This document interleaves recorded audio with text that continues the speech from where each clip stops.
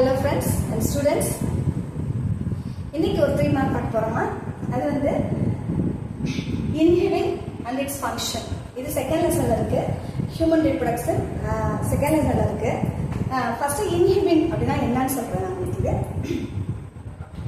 இந்த மேல் reproductive organல testis இருக்கும். அது வந்து விந்தகம் அப்படினு சொல்லுவாங்க.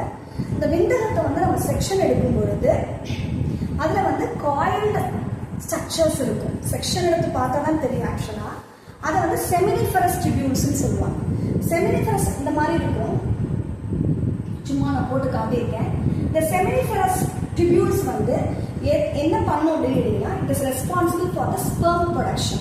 இங்க sperm production அப்படிங்கிறது என்னன்னா விந்து உற்பத்திக்கு யார் ஹெல்ப் பண்றா அப்படின்னா டெஸ்டிஸ்ல இருக்கக்கூடிய seminiferous tubules வந்து ஹெல்ப் பண்ணுது. வெளியில பார்த்தாலே தெரியுமா seminiferous tubules அப்படின்னு கேட்டீங்கன்னா தெரியாது. இந்த செக்ஷன் எடுத்து பார்க்கும்போது ஸ்பைரலி காயில்டா இருக்கும், சுத்திட்டு இருக்கும். அதான் ஸ்பெர்ம்ஸை ப்ரொடியூஸ் பண்ணுது.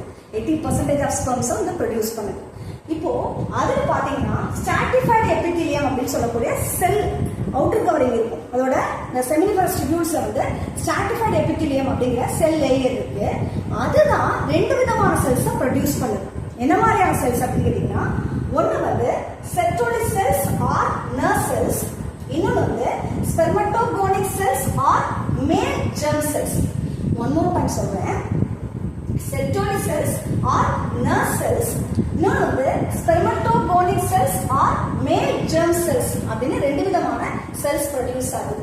இந்த பேரை வச்சு சொல்லலாம். என்னன்னா செர்டோலிக் செல்ஸ் ஆர் நர்வ் செல்ஸ் அப்படின்னா it is providing nourishment to the sperm. யாருக்கு நரிஷ்மெண்ட் கொடுக்குது? வளரக்கூடிய ஸ்பெர்ம்ஸ்க்கு வந்து தேவையான உணவுக்கு வந்து கொடுக்கக்கூடியது இந்த செர்டோலிக் செல்ஸ் தான். அது மெச்சுரேஷன் அடையிற வரைக்கும் தேவையான உணவூட்டத்தை கொடுக்கறது வந்து இந்த செர்டோலிக் செல்ஸ் தான்.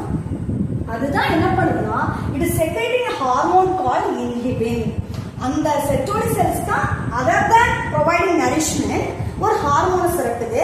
அந்த ஹார்மோன் பேர் என்னன்னா இன்ஹிபின். இந்த இன்ஹிபின் என்ன பண்ணும் அப்படின்னு கேட்டீங்கன்னா அதோட ஃபங்க்ஷன் என்ன அப்படின்னு கேட்டீங்கன்னா it is doing the negative feedback control of sperm production.